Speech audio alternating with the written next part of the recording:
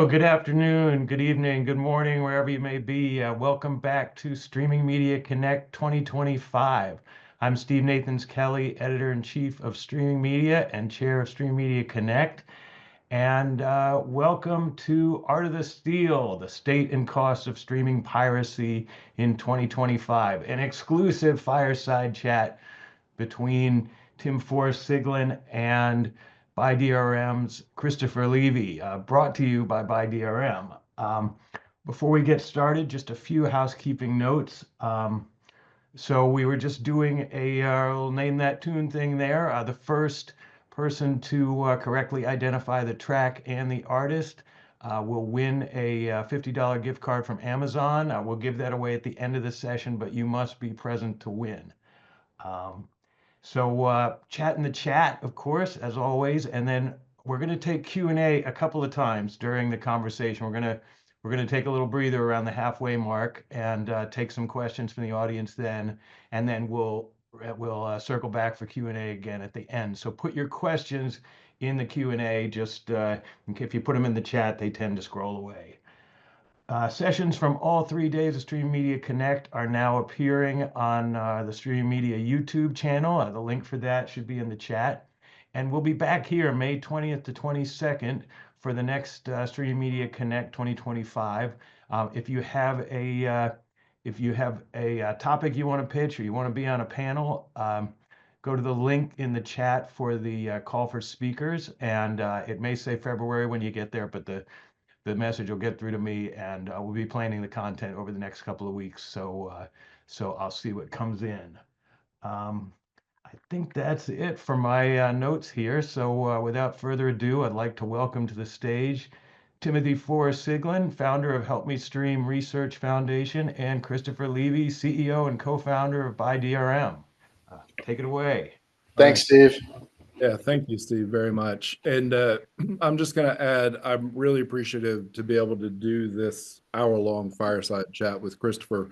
I've known Christopher for a number of years, and I feel like I've sort of had withdrawals. The last 6 or 7 live events, I've only been able to do little 5-minute snippets. Christopher, I think you actually were part of one of those in New York City at one point. But to be able to do an hour and talk about a whole bunch of things around DRM and safety and piracy actually is a really fun thing from my standpoint. So thank you for the opportunity to do this. And Christopher, introduce yourself. Tell us a little bit about your company real quick. Oh, well, thanks for the intro, Tim. And I'm excited today too. The discussion we're about to have is about 40 combined years of observations. I think we've known each other. Yeah, I'm Christopher Levy. I'm the CEO and co-founder of BuyDRM. We are a digital rights management solutions and service provider based here in Austin, Texas. We've been around for 24 years now, and we have a pretty blue chip customer base, very active in the media and entertainment space. Companies like SoundCloud and Tubi and Fubo and Twitch and Samsung and others rely on us to keep watch, to provide that mission critical piece of encryption and decryption for what they're doing. We are part of a OVH group, which is a public company on the Euronext. OVH group also owns OVH Cloud, which is the largest cloud hosting provider in Europe. But yeah, I'm excited today. I enjoyed the pre-call quite a bit. I wish we could have just rolled out of that into the call. Yeah, I was thinking precisely that, and we'll actually come back to some of those topics we were talking about in that first part. So let's first go back real quick. You said 24 years, so really close to the beginning of the industry. When we all first started in the industry, the technical challenge was just to get the content delivered. I remember early things like the Victoria's Secret live streams that broke the internet, quote unquote. Yeah. Once we got past that technical hurdle of getting it delivered, then became the question of how to protect particular types of content. What are the types of content that are normally sort of the most protected, both back then and also as you come to current day?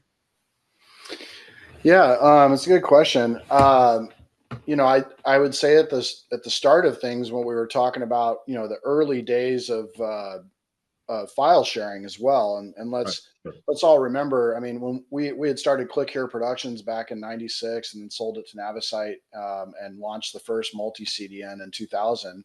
And at that point, that was about the apex moment of file sharing, right? Because all LimeWire were just, smoking along.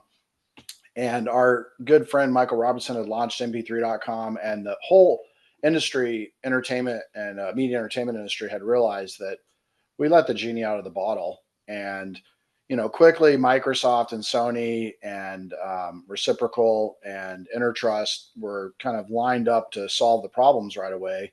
And kind of along the codec trail, there were clearly some patent and litigation things. At that time, you really could only protect Windows media, audio, and video in the ASF format, with the early version of the Microsoft Digital Broadcast Manager, which later became the Windows Media Rights Manager.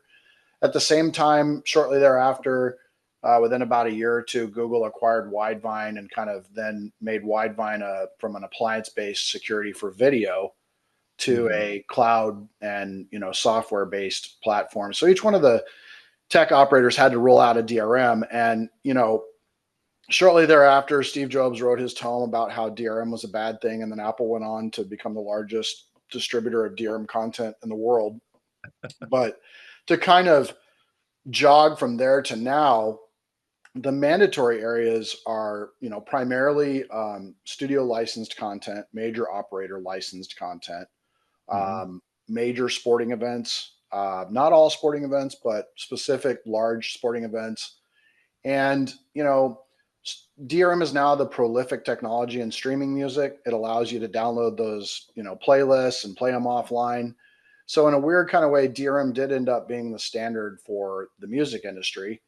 But I think the main thing, Tim, that happened in that period was that we went from low bit rate video to 4K multi-format video with different adaptive bit rates inside of it for the different presentation sets necessary. And today, I would say that's where the lion's share of digital rights management is being used, is encrypting higher quality video content and early release, new release content. The music piece, that's a real interesting one. The one cool thing about DRM becoming a consumer mass technology is that technologists at large, Apple, Google, Microsoft, and all of their partner ecosystems like BuyDRM and others, we had to make it go away, if you know what I mean. Right. Remember, we used to talk about the license acquisition window and the Windows Media Player, and Flash had its own license acquisition window, and everybody was like, "Oh, I don't want to do this. What's it? Oh, they're reading my email." It was good to see, at least in that period, that DRM has become just another transparent security technology that's not a hindrance generally to consumers. Okay.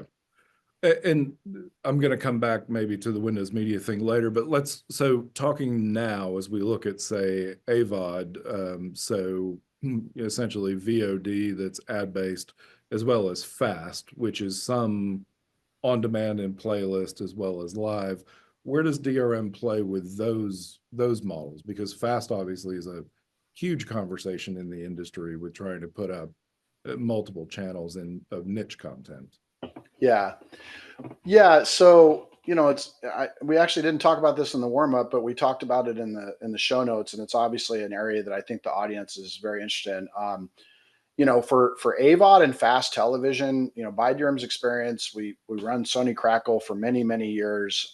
We've run, work with Tubi TV for many, many years. We power Samsung TV Plus exclusively. And so we have customers that are doing AVOD and fast.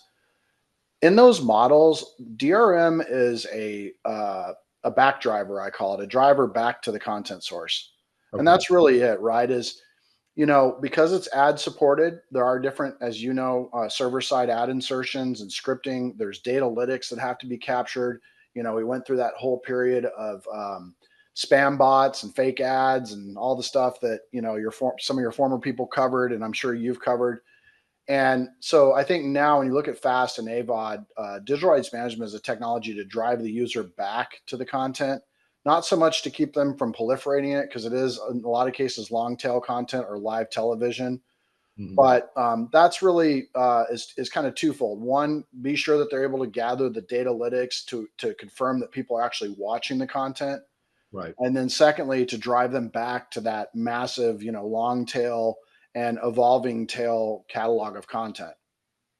So you mentioned server-side ad insertion, or SSAI, and that was actually something I started to ask you about in the run-up to it.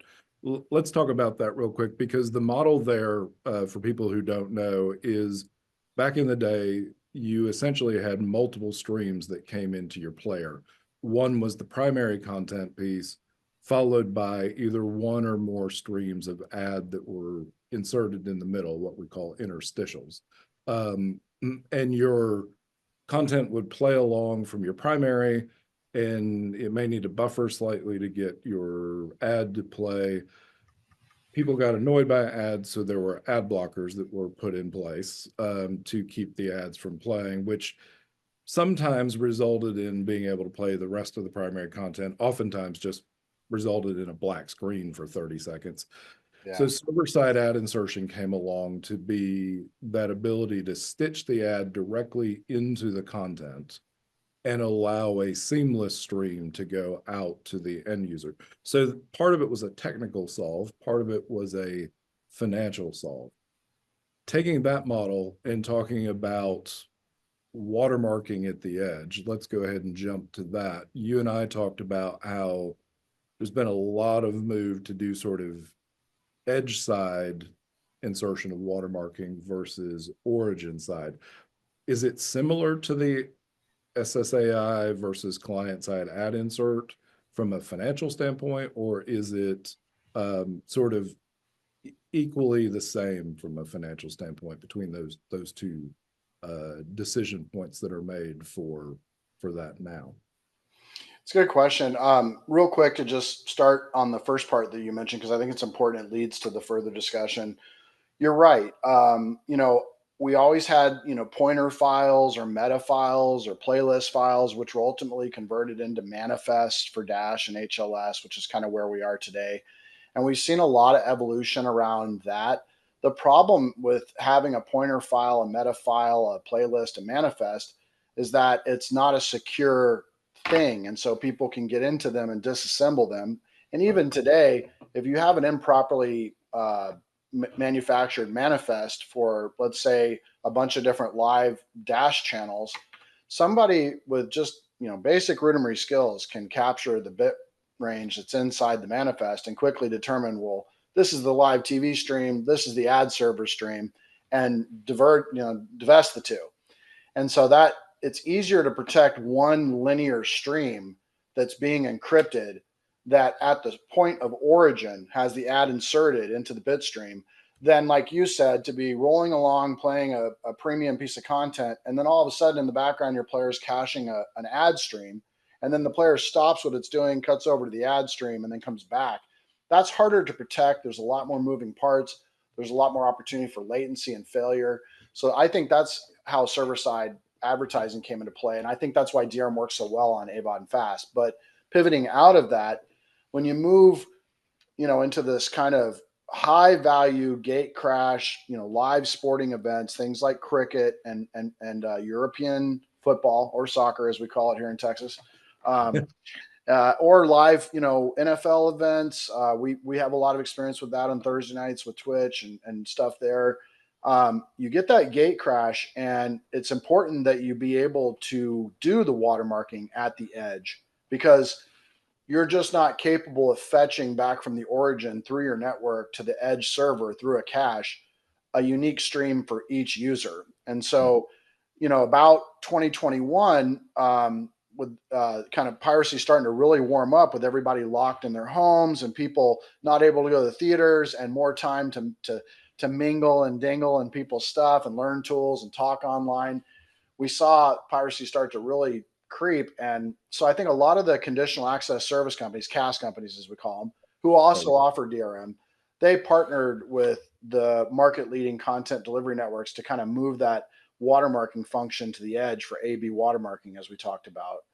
And for live sporting events and these types of live entertainment events, they're typically PVOD, they're subscription events. They're people are paying to get them. There's very few live events that are ad supported. So in that model, they're just shifting the compute resource. Instead of stuffing ads, they're moving it to the edge to do the watermarking, the A/B watermarking. And so that, for that business model, for that premium paid live sports / entertainment model, that's really the model. And that's the model that works the best. Those are the pros and the cons to it. And hopefully, this might stir some discussion, but the cons to it are that now that you're running the watermarking on the CDN as an edge function, you've increased your cost per unit to deliver the content, because now you've got to pay the watermarking vendor for the use of their technology at the edge. You've got to pay the content delivery network for the compute functions that are running the watermarking at the edge. You have some additional storage costs because you're transmitting two different versions of the movie's files to the edge, where they're being randomly, using an algorithm, spliced back together. Mhm. So you kind of shift the cost center from inserting the ads on the server side to doing the watermarking at the edge. And I think that's based on the shift in the business model where the user is actually paying for the content. That makes sense. So just quickly describe, because you said right at the end what A/B watermarking was, where essentially it's two separate versions of the stream and then they're stitched together. How does the player understand whether it's getting a proper stream from that A/B stitch without going into too much technical detail? No, yeah.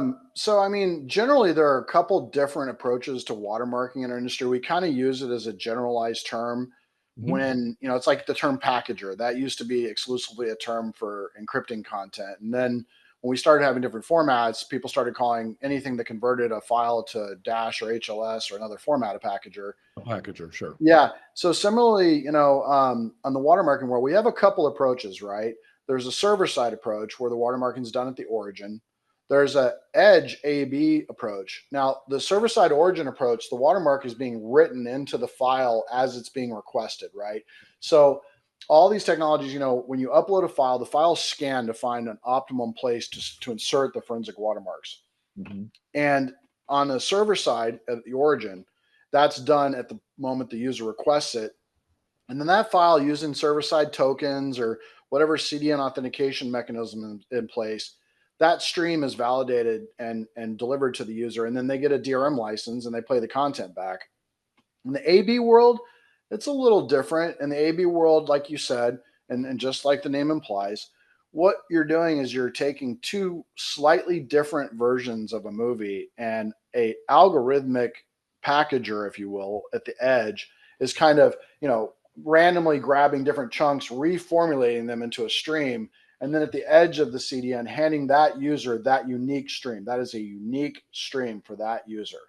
And Okay, then got it. that later on, if a user were to take that stream and recapture it or rebroadcast it, and there's a variant that's available, it gets run through a detector, no matter what the watermarking company vendor is.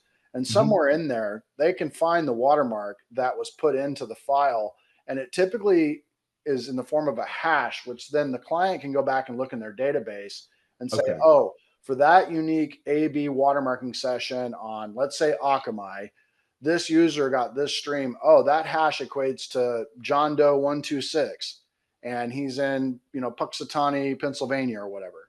Got it. That's A/B. The third approach that is extremely popular, and really, in my opinion, the only one that long term for big live gate crash events is viable, is kind of like what Friend MTS does. And I don't normally mention just vendor specific things. I don't own any of Friend MTS, but the way that they do the client side watermarking, where the bit stream is, basically over a VPN transported down to the player on the user side, and then Got the it. user's player actually watermarks the content on their device.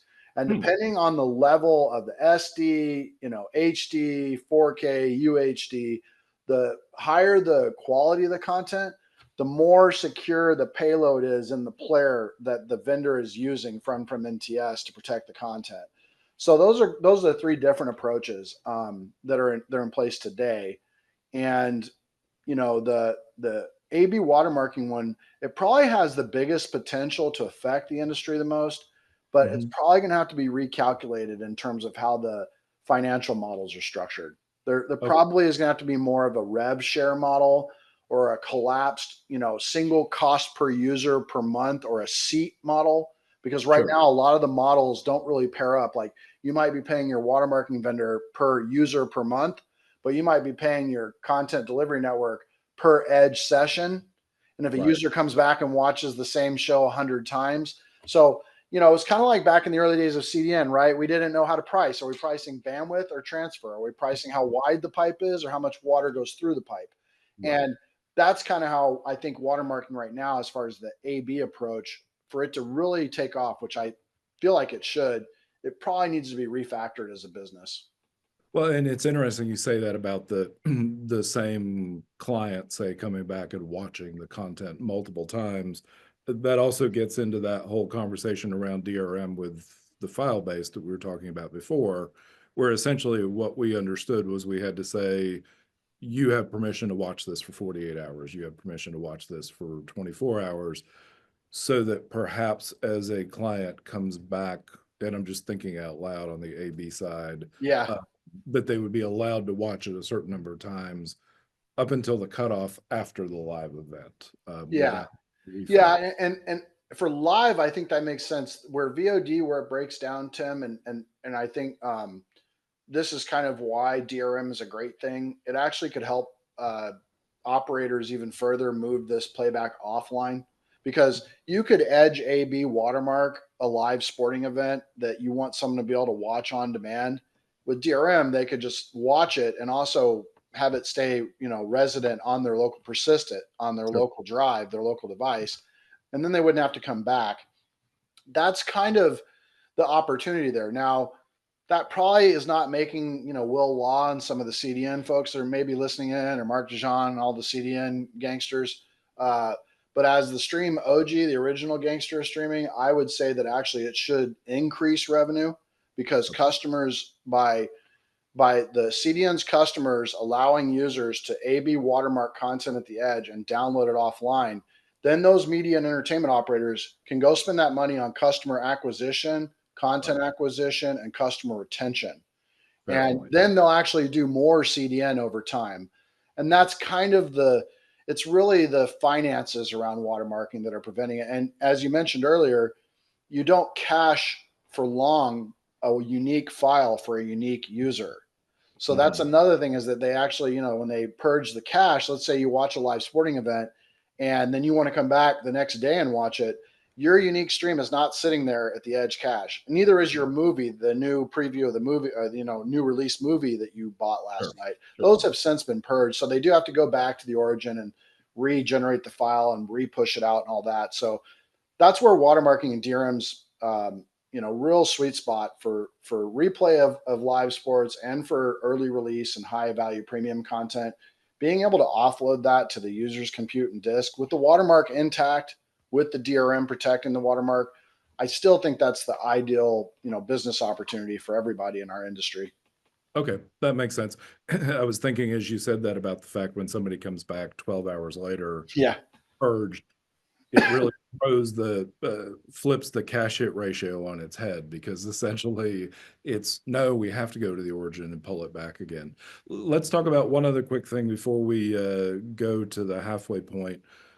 Encryption, the difference between sort of the DRM side of things and encryption, because when you described that solution where it watermarks it at the client, it immediately made me think of the whole, AES 128, 256, et cetera, where you're protecting it in transit and you're protecting it at storage. Explain to people a little bit about how encryption and DRM sort of play together. Yeah, I'd love to. And I appreciate the fact that you compel me to make this differentiator, because maybe I speak past it. So, encryption is just merely the act of cryptographically scrambling a file or an image or a Word document. They're all files. Right, But sure. in essence, scrambling the bit structure using a vector, an initial vector of math, and then applying an AES algorithm to it, that without the original seed key or the original vector, you can't decrypt and open up the content and read it. Phil Zimmerman, pretty good. PGP was kind of the first big consumer thing to bring home, public cryptography, private key, public key, encryption at rest. Apple, when they originally launched with iTunes, they just used simple encryption, and their players would just they encrypt the content using AES 128 CBS algorithm, and then later the player would just decrypt it and basically decrypt it into the unencrypted environment. Right, exactly. Where DRM comes in is that DRM says, great, we can do decryption or playback of encrypted content with the decryption key, but here are the parameters under which we can do that in the environment that you're consuming the content. And so you have the encryption component of every DRM system, Fairplay, Widevine, PlayReady. They all use AES. They all use AES 128. We're moving towards a unified CBCS encryption model where we just have CMAF with an HLS or a dash container inside with a CBCS encryption decryption algorithm. We're moving in that direction, right? But the DRM just brings in a set of rules that's invisibly bound to the decryption process. So, a good example, if you're watching Apple TV on your, Apple TV, your puck, and it's plugged into your smart TV, there's a bunch of things going on. There's the Apple TV has gotten a Fairplay license to play the file. It's gotten a Fairplay license that allows it to persist the file on the puck.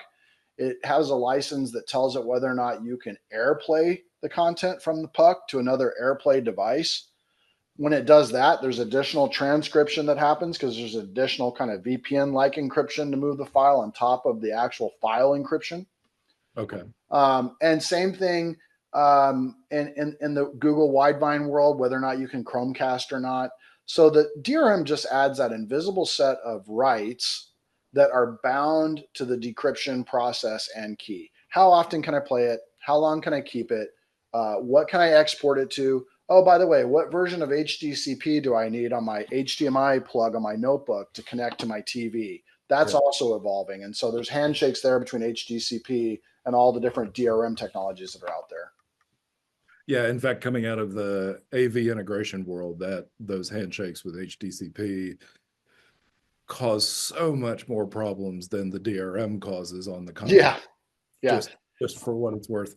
You mentioned a couple acronyms there. CMAF, you mentioned one prior to that, about sort of a common scheme. Just describe for the audience quickly. I think it was CBBC. Was that what you said? Or CBCS, Common Blockchain. Okay. Oh gosh, the S failed me. I'm sorry. That's So CMAF, Common Media Application Framework. Obviously, that's the Unitarian file format that we've all been pushing for so long. It is mostly compatible with all the current forms of HLS and Dash with Fairplay and Widevine on them. You can even put Widevine on an HLS file inside a CMAF container if you needed to, although people are doing that less and less now. The CBCS, that's just, we're trying to converge on one format of 128 AES encryption. We had CBC and CBS. CBCS is kind of a hybrid, and it's an IETF standard now too. So those are the acronyms in play there. Obviously, I hope everybody knows what HLS and Dash stands for, but if you don't, HLS stands for HTTP live streaming, the Pantos specification, the infamous one, and Dash stands for dynamic adaptive streaming over HTTP. Yeah, and at least we're only to two of those these days. I remember when I first started writing on it with smooth streaming and the one that Adobe did in a number of Swift, smooth streaming. We even had MPEG TS streaming inside Windows Media Containers. We had WMV, ASF, RM, RV, RA. So it has somewhat gotten better in the fact that, certain ones have bubbled to the top. Let's talk about, so you mentioned sort of common encryption scheme. Describe to people what common encryption scheme is, and not sort of how it relates to the CBCS thing, but what was the intent with common encryption scheme back in the day?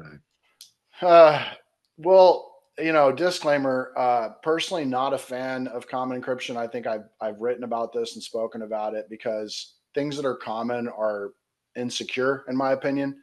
Common encryption was a concept of, hey, if we're going to have one file that can be played back either with a Widevine license or a PlayReady license, let's just use the same seed keys and have the same decryption key be unitarian for both file formats. And let's just save a bunch of energy. It wasn't just those two. There were Marlin. There were a few others. There were Marlin. Now, Marlin's a little bit of a unicorn because, Talal and Intertrust kind of operate Marlin exclusively now, mostly in China, where they own the intellectual property to it, so they can operate it in China fairly. Yeah, there were the Apple never really came to common encryption with Fairplay, but when we moved to CMAF with CBCS, we kind of rounded that anyway. Right. But the common encryption, and just I'll speak frankly here. We're trying to have Doug Light from Google on today, as I'm sure you remember. He unfortunately got called to Mobile World Congress in Barcelona. It's apparently going off this year. Yep. But with all the stuff that was going on with the different attacks on, and I'm going to pivot here just a little bit on the common encryption piece, but it's important because it leads into the piece about, how do DRMs heal themselves? Because they have to. Right. Widevine is the most attacked DRM in the world. It's on billions and billions of devices. When one CDM on one Widevine compatible platform got compromised, that then basically opens the door that any PlayReady keys that are issued to that device under common encryption are also compromised. Mm-hmm. And that was why I feel like common encryption was a great idea in theory, but I just don't think it took off well because of that. And now Google has done a phenomenal job of healing Widevine. They've put in just an enormous amount of work securing the content decryption module. So there's constant attacks on the content decryption module, the CDM that runs in your browser. That is the result of people using common encryption. Okay. But the net result was the weakness in common encryption, where we use the same initialization vector or seed key for scrambling an HLS or dash file with PlayReady or Widevine. That weakness is what created the strength in the overall Widevine platform now, because the newest versions of the CDM is just about impenetrable. And they're on like the 6th version, I think, now. So it's weird. On one hand, common encryption seemed like a great idea. On the other hand, it created a weakness that operationally I don't think people who invented it knew about. But on the other hand, generally it made the media industry more safe. And what's interesting, and I'm going to date myself, is that we didn't learn the lesson of MPEG-2 with DECSS, where it was a single key that once you cracked, everything could be used. We sort of did. We went off into 5, 6, 7 different DRMs, but then bringing it back to common encryption scheme and forcing, as you said, essentially the exact same model meant that we were providing an attack vector that we shouldn't necessarily have done. So, I mean, I've had the fortunate career of being of hiring the two, I think, most notorious white hat hackers in the history of the media business. Christian Buchner was the gentleman who wrote DECSS. Yes. I hired him in 2000 at our streaming company and brought him in as an engineer and got him very close to Microsoft and Apple and others and Adobe and he kind of, that ultimately has led to the most robust version of HDCP that's in existence today. And Jim Hellman and Movie Labs have done a great job of advancing that because it is still relevant. And I also had the luxury of having David Buchanan work for me for several years here at BuyDRM, who was the gentleman who kind of came up with the original ideas, the theoretical ideas on how to crack the Widevine CDM. Mm-hmm. But I think, Tim, as you know, we get these industry organizations and standards bodies who want to drive consumer consumption and lower the cost. And you do this in your charity, is lower the cost to access for content so that more of it flows. It creates a broader ecosystem of vendors, which means more stability in our industry, which means more opportunity for people that would come into the streaming space and want to deploy a streaming offering. Wow. But these standards also can bring with them kind of a self-revelation moment, if you will. I know I didn't send this in the notes, but CPIX is another example of that. The Dash forum, who we were members of for a long time, they came up with this concept. What happened was all the DRM companies already had direct integrations with media companies. but the conditional access service companies wanted to kind of play in the DRM world. And so they came in, and some people from some CAS companies took over the CPIC spec and they wrote it. Well, when they're done with it, we kind of find out it doesn't have security in it. It doesn't have requirement of certificates to sign the content. You have to sign the requests. And so, we came up with our own version of CPICs, right? And it's the most secure version in the industry. And the largest media operator in the world went to the largest media, managing company in Europe and said, hey, you will implement BuyDRM's version of CPICs because they have figured out how to make it the most secure. That was great for the really big companies. But for the middle, band of our customer base, some of them were like, well, I just wanted to work with BitMovin, or I just wanted to work with unified streaming, or I just wanted to work with Wowza. So we actually have kind of, we've recognized that, we have to accept some of the weaknesses that are in some of these standards by just implementing other security around them. That's just really it. And the industry is not perfect. I mean, there are humans making this stuff, so there are humans that can unmake it. Well, but the great news is it means that we're going to continue to innovate in this part of the industry. Absolutely. So let me switch over real quick to Steve because he's got a couple questions from the audience. Yeah, it looks like it. Yeah. So we got some great questions here, and Tim, you'll get a little breather. Christopher, not so much. But I'm not here for breathers, but thank you. All right. Great. So we got a question here from David Lowry. So David says, I run a white label, primarily sports PPV service in the UK and Right. serve viewers globally using a mix of CDNs. Without being at that Hollywood level, how should I prioritize DRM versus IP tokens versus header referrer tokens? And he goes on, the cost escalates with DRM, and while security is a priority, my need to support old or cheap smart TV devices versus browsers or casting. Piracy of our content directly is a minor threat. That's a great question. A lot to unpack there. Let me start at the top. I wouldn't recommend that you move away from using your I'll just call them access tokens, whether it's a IP token, a header reference token, it's a JSON token.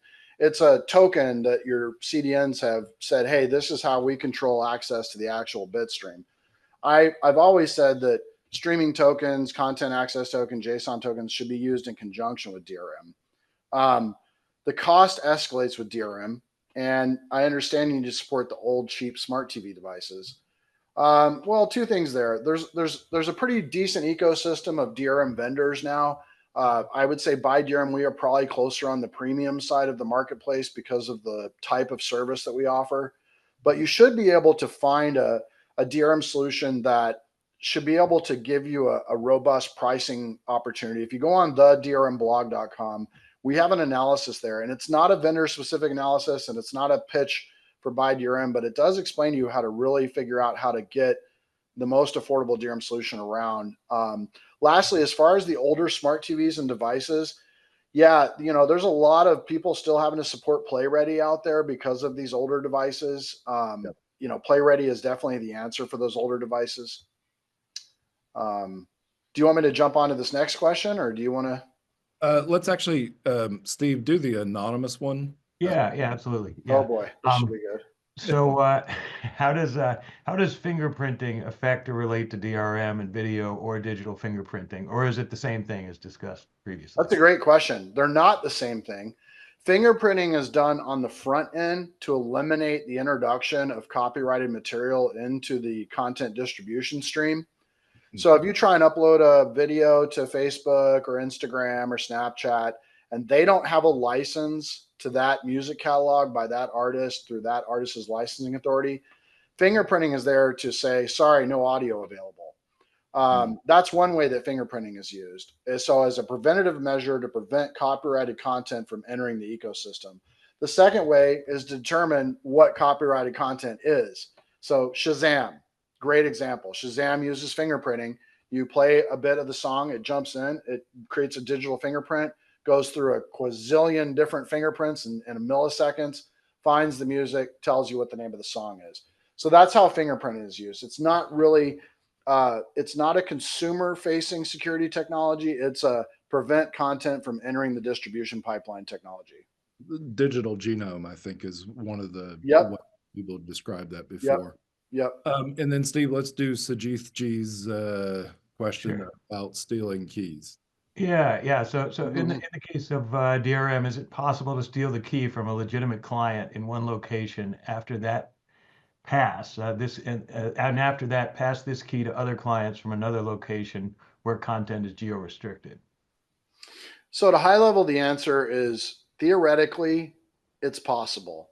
Operationally, it's not possible. Here's why.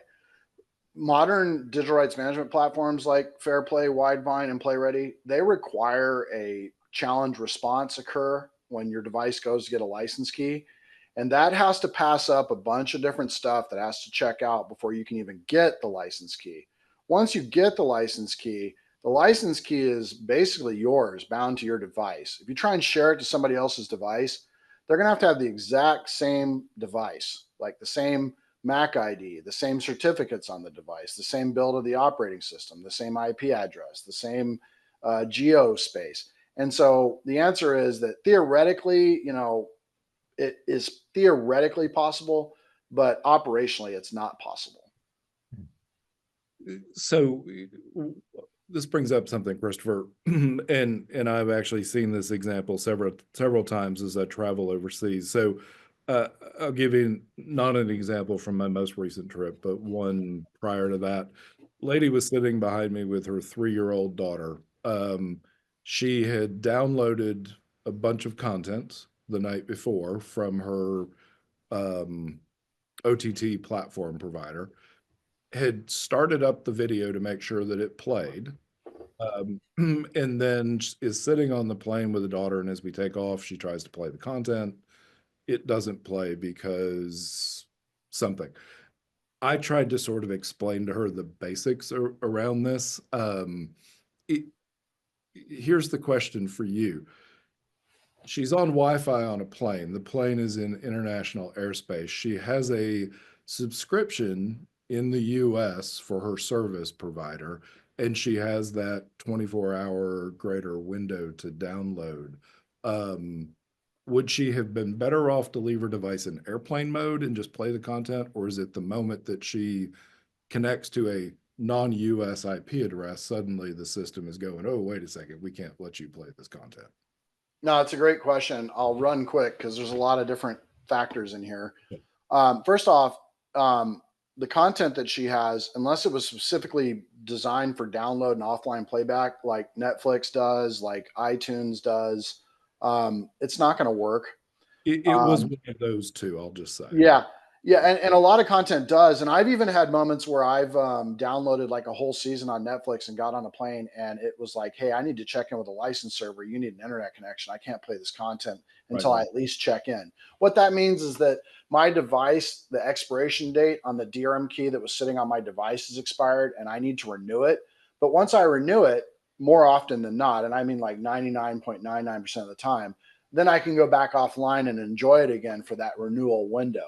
Netflix, typically, they want you to renew every 2 weeks on anything you download. The newer the content, the sooner they want you to renew the offline license. Now, there are also, services that run, obviously you're familiar with stuff like, companies like Axonom and others do with in-flight entertainment systems where actually on the aircraft. Sometimes some of these systems have the ability to renew licenses for users for those different services.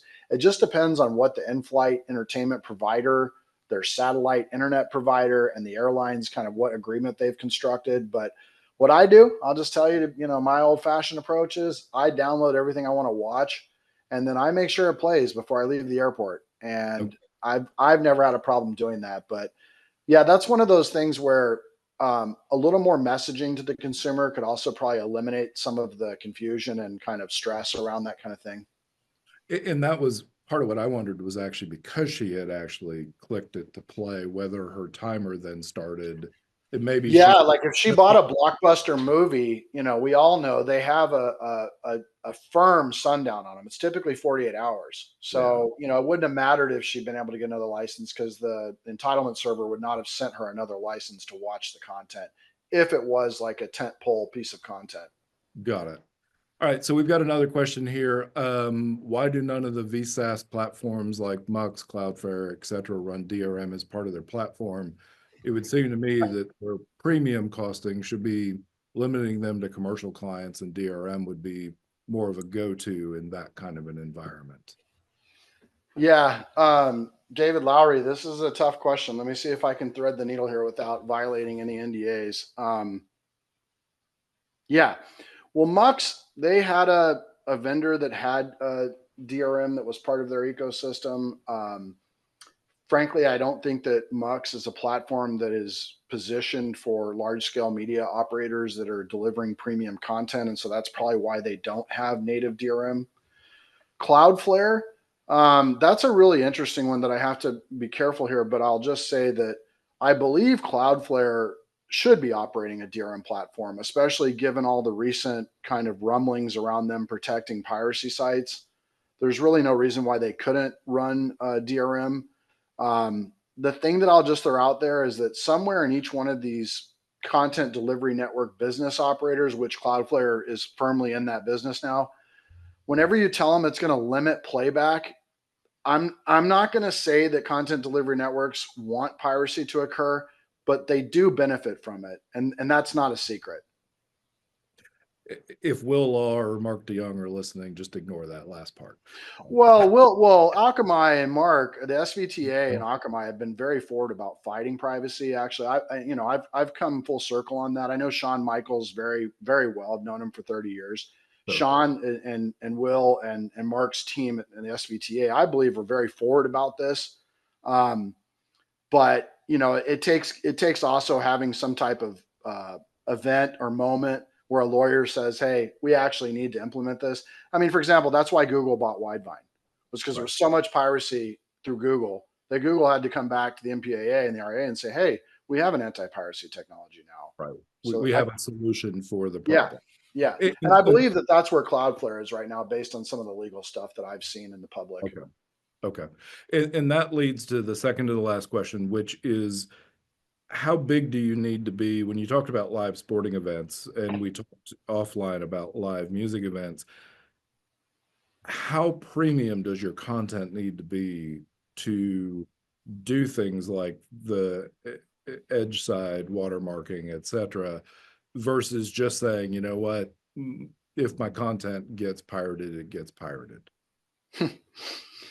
Yeah, that's not one of those decisions I like to be in the room on the customer side, but I think it's kind of well known. So all these cricket matches, because of the millions of users they have, they're going to have to continue to use watermarking to eliminate these organized crime rings. Remember, and you can read about this in Steven's anti-piracy blog. That Via Access talks about it a lot, and Agra does. We talk about it a little bit, but some of the bigger cast companies that are still in business talk about this a lot. There's kind of three levels of piracy. There's the casual piracy. I forwarded my friend, like you were talking about, my Netflix credentials, or I downloaded a Netflix movie and I sent it to my friend. Now my friend not be able to watch it. That's casual piracy.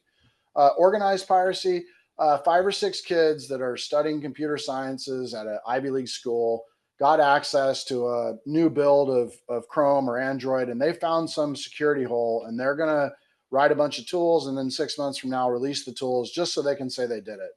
Sure. The real threat is that organized piracy, ring piracy. It mostly affects European football and cricket. Comes with like pubs and these small operators getting a stream, replicating it in a small closet data center.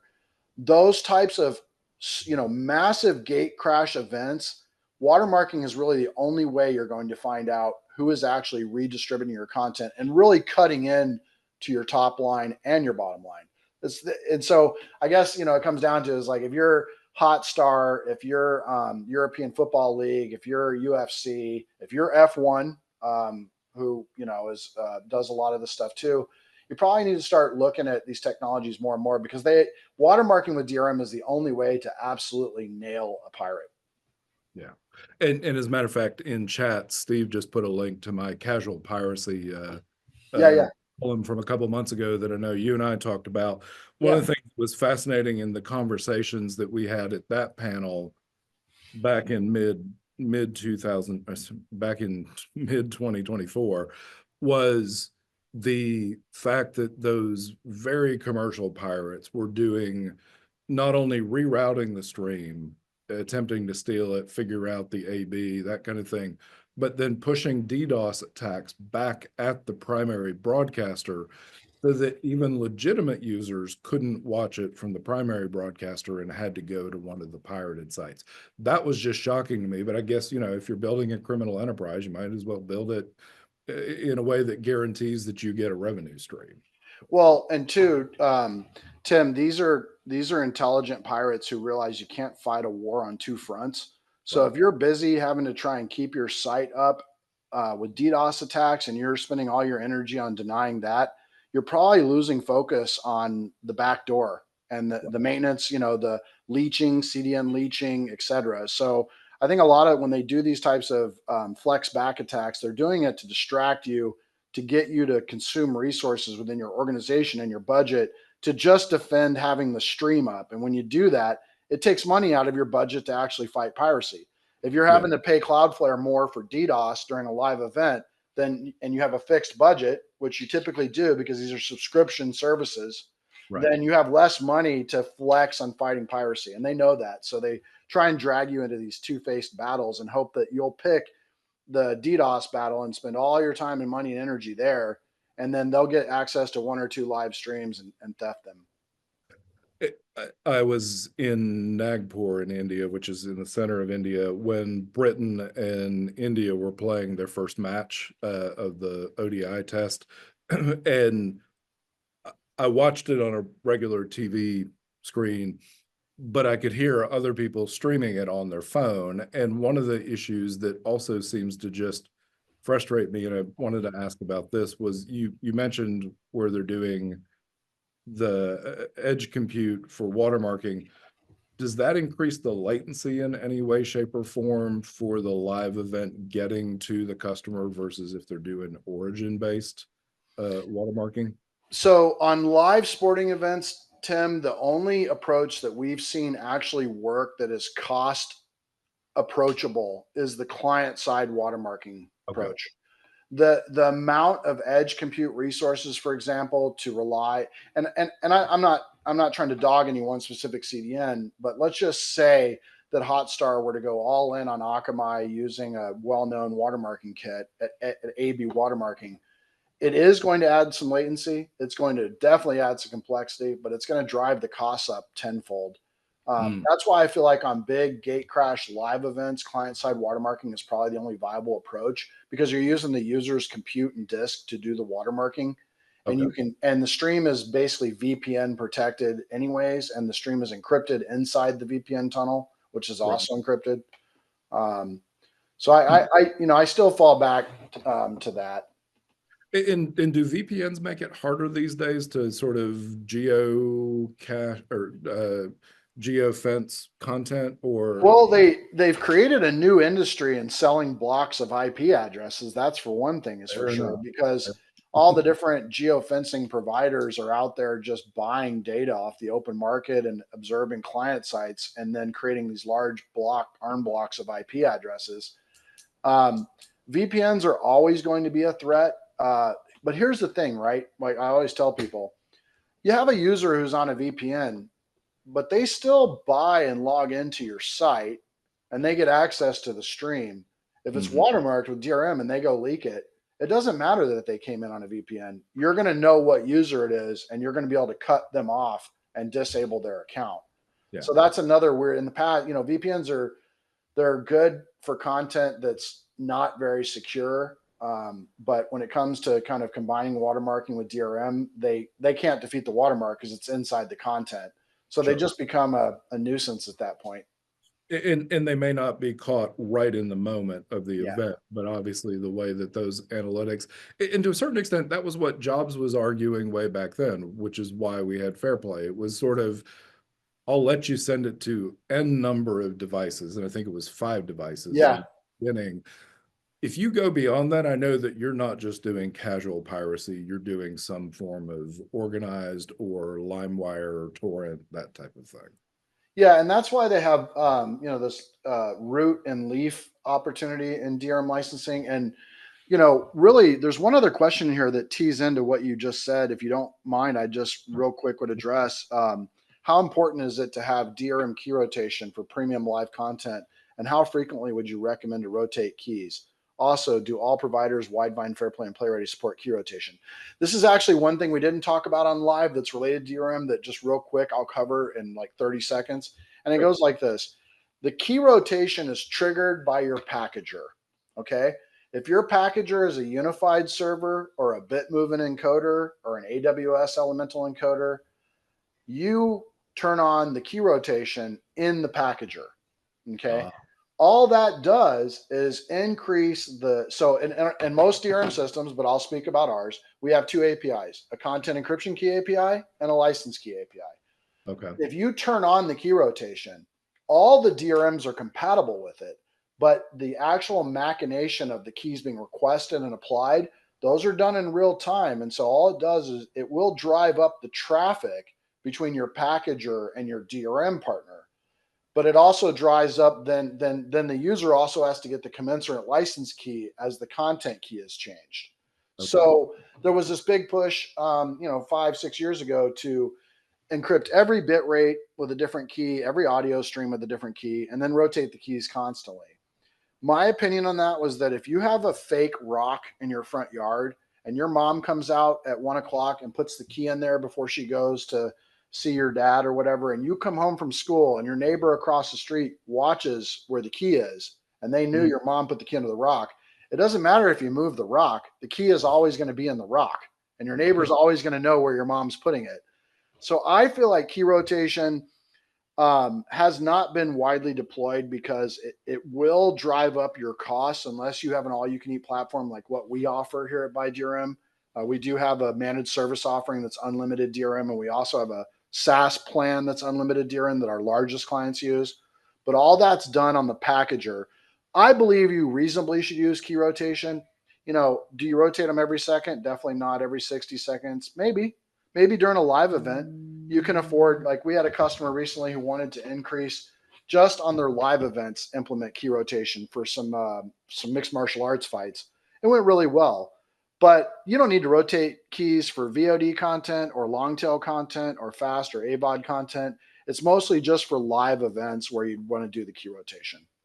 Awesome. Christopher, thank you very much for the insights. We could easily go another half hour or an hour, but we're going to have to hand it over to Steve now for, I think, giving away the prize for some music right at the beginning. Yeah. But I just want to say first, this was fantastic. We should do this every time. Just bring you all back every time and just thank you. Keep doing it.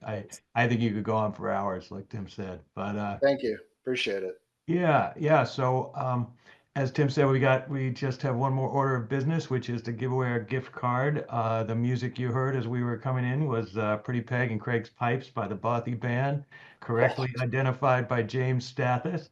And join us right back here tomorrow at 10 a.m. Eastern Time, 7 a.m. Pacific if you're up, and for day 3. And we're going to start off with 2 more Fireside Chats with Evan Shapiro and Bruno Geiner of NPAW and Catherine Sullivan of National Cinemedia. Hope to see you there. Thanks again, Tim. Thanks again, Christopher. It's been great. Thank you, gentlemen. Thank you, everybody. Have a great day.